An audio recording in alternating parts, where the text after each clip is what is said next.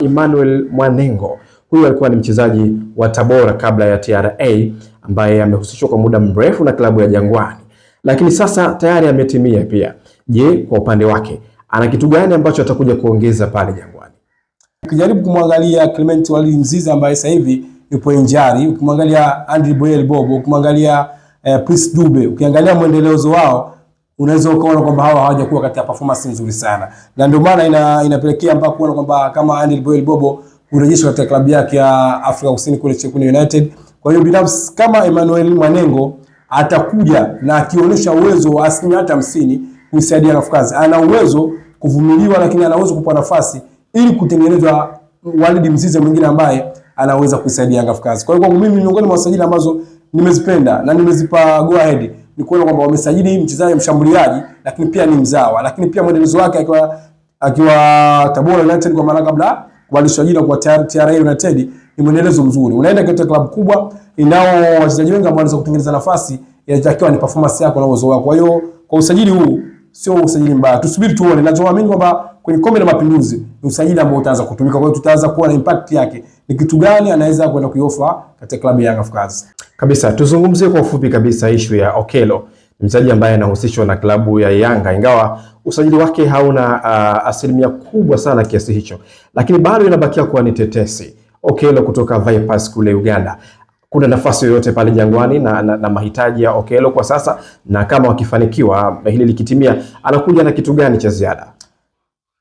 Bwana mdogo, Alan Okello ni mchezaji mzuri. So unapoona unapata nafasi katika timu ya The Cranes, Uganda The Cranes, tena katika kikosi cha kwanza unaaminiwa, maanake una kitu cha ziada na mchezaji ambaye anacheza katika ligi ya ndani katika klabu ya Vipers. Kwa hiyo Okello tokea akiwa mdogo alionyesha kwamba ni mchezaji ambaye ana kiwango kikubwa, ni mchezaji ambaye tumaini la Afrika Mashariki, na ni kweli, lakini sehemu ya kuenda kusema anaenda kuiofa nini Young Africans endapo akifanikiwa, ni mtu ambaye anatumika katika zone 2 mpaka 3.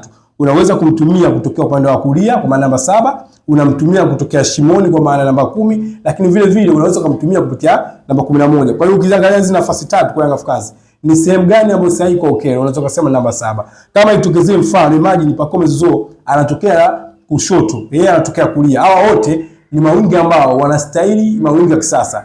Kila wakikimbia wanatafuta box. Kwa hiyo umepata nafasi ya wachezaji wawili ambao muda mwingi watakuwa wanaliwaza box katika kwenda kutengeneza nafasi ama kupiga ama kushuti wenyewe. Kwa hiyo kama Africans watafanikiwa kumpata Okello, watakuwa wameongeza kwanza assist, lakini watakuwa wameongeza pressure kwa mpinzani wote ambao anakutana, kwa sababu wana winga ambao watakuwa wanakimbia, lakini vile vile wako very comfortable na mpira mguuni. Sehemu pekee ambazo ukajiuliza Okello mpaka sasa ni dili lake ambalo hajakamilika. Young Africans wanakusudia kusajili wachezaji 3 wa kigeni. Hatujajua kwamba wote watatoka ndani ama kwenye ligi ndani ama ndio watakuja na hao, lakini wachezaji 3 wa kigeni ambao wanakusudia kuja pale Young Africans. Kwa hiyo kama Okello itokezee mfano wanafanikiwa kumchukua Young Africans, nadhani watakuwa wamesajili usajili mmoja mzuri sana. Sasa je, anaweza kuja click kwenye mfumo moja kwa moja ama wampe muda? Mpira sote duniani wapo wachezaji ambao wanakuja kwenye ligi alafu wanaonyesha uwezo wao. Wapo wachezaji ambao wanasubiri kupata muda kidogo kurecover hata ile hali ya hewa ya nchi ama mazingira yote yale, alafu ndio waoneshe uwezo wao. Yeye mwenyewe anahitaji kuondoka pale Vipers, lakini mabosi na wale wenye klabu yao ya Vipers hawajakuwa official kumwachia kwenda Young Africans. Lakini mchezaji mmoja kama Young Africans watampata, basi ni miongoni mwa sajili bora ambazo tulikuwa tumesajili katika zone ya dirisha dogo.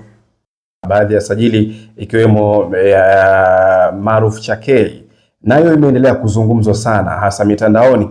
Kwako wewe sajili hii unaiangaliaje pale Jangwani? So kwa mimi kwanza ni namna ambavyo Young Africans kwa siku za karibuni wamekuwa wanafanya usajili mkubwa tu kila dirisha linapotokea, likiwa kubwa likiwa dogo. Huwezi kuelewa labda timu inahitaji nini na timu inaingia kwenye pressure kwa nini. So ukijaribu kumchukua Maruf Chakei, ukiofa na viungo ambao wako pale kama Mohamed Dumbia, ukiofa kama wakina huyu Mkenya ambaye anaitwa Duke Abuya, ukiofa akina Lasana Koma ambao wako pale, unaweza ukalinganisha labda ni kitu ambacho kinambeba Chakei ni uzoefu wa ligi kuu ya Tanzania bara, kwa maana yeye amecheza, anakuja pale hana ugeni na ligi. Lakini hao viungo ambao nimewataja, ungewapa nafasi kwa asilimia kubwa na wao wangeonyesha kitu. Sasa mtoe Mohamed Dumbia ambaye fitness yake ni ndogo, mtoe Duke Abuya ambaye tayari ameshaonyesha uwezo na proof kitu, lakini Lasana Koma hajapewa nafasi ya kutosha. Na ni mchezaji ambaye anaonekana ukimpa nafasi ya kutosha ana kitu cha ziada. Kwa hiyo kama Africans wanaofa kwenda kumchukua Chakei wanamleta katika klabu yao, watakuwa wameongeza vitu viwili. Kwanza wameongeza energy ya upambanaji, lakini wameongeza katika mtu ambaye anaweza kuzalisha mabao na anaweza kuongeza assist. Kwa hiyo usajili huu unapokuja Young Africans, kama utaklik na utaenda kama vile ambavyo unahitajika, basi inaenda kwa offer zaidi Young Africans katika kuwasaidia katika timu yao. Manguli waliopo pale Jangwani kulinganisha na performance ya Chakei pale Singida, unamuona kwamba anaweza kupata namba ya kutosha katika kikosi cha Yanga? Kuna vitu viwili ambavyo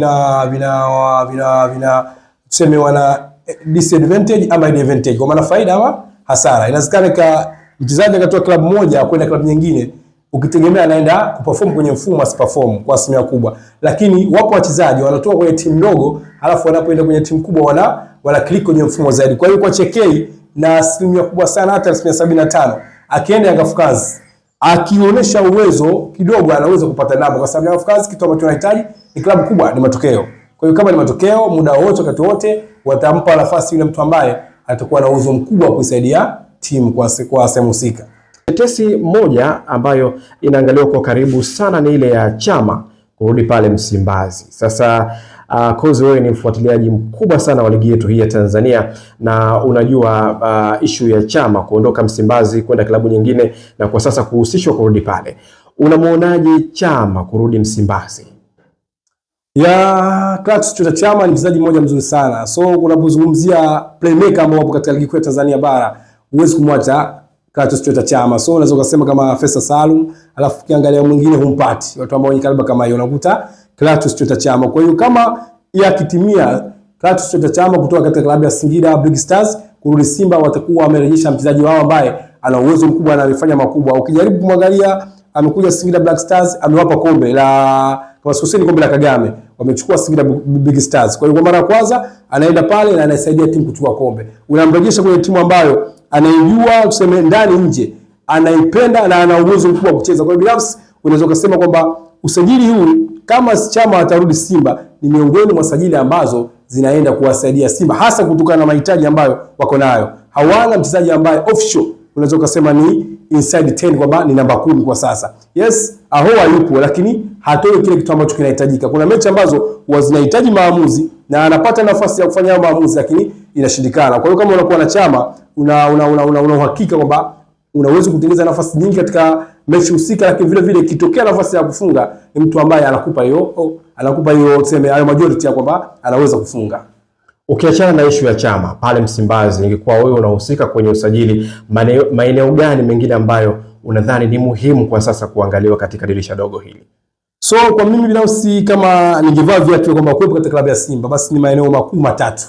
Kwanza ni eneo la goalkeeping, na hii inakuja kutokana sio kwamba hawana magolikipa wazuri. Magolikipa wazuri, unaweza kusema Musa Kamara sio golikipa mzuri, lakini pia Yakubu ni mchezaji ambaye ameonyesha uwezo mkubwa katika ligi kuu ya Tanzania bara. Lakini hao magolikipa wote wawili wapo injury. Kwa hiyo eneo la kwanza ni kutafuta golikipa mwingine mwenye uwezo kuendana na hadhi ya klabu ya Simba. Eneo la pili ni kutafuta mtu ambaye anaweza kwenda kucheza katika kiungo mkabaji, kwa maana namba 8. Ukiacha namba 6, namba 8 wa kisasa wanakuofu katika mazingira mawili. Anashuka kuja kusaidia, lakini ikitokea nafasi ya kwenda kuongezeka katika eneo la ushambuliaji, basi awe chapu na awe na maamuzi. Katika eneo jingine ambalo Simba hawajapata mbadala sahihi kusema kwamba huyu ni kiungo namba 8 pasi ambaye anaisaidia klabu ya Simba. Ukizungumzia hawa Alassane Kante, Sinani, bado ambao hawajaofa Simba kitu ambacho tunahitaji. Kwa eneo la pili ni eneo la namba 8. Eneo namba 3 ni kumpata wewe, tunaizungumza kwamba usipompata Clatous Chota Chama unatakiwa kumpata mtu ambaye anaendana kuwa na uwezo na Clatous Chota Chama. Kwa sababu gani? Ni watu ambao wanaweza kukuofa na kusaidia kitu chochote ndani ya timu. Kwa hiyo maeneo matatu ni goalkeeper, namba 8 na namba 10. Hawa wanahitajika katika klabu ya Simba. Ingekuwa mimi nipo katika eneo la ushambuliaji, nipo katika eneo la usajili, nimeingia kwenye eneo la ushambuliaji, nipo katika eneo la usajili, basi maeneo mama ni haya matatu.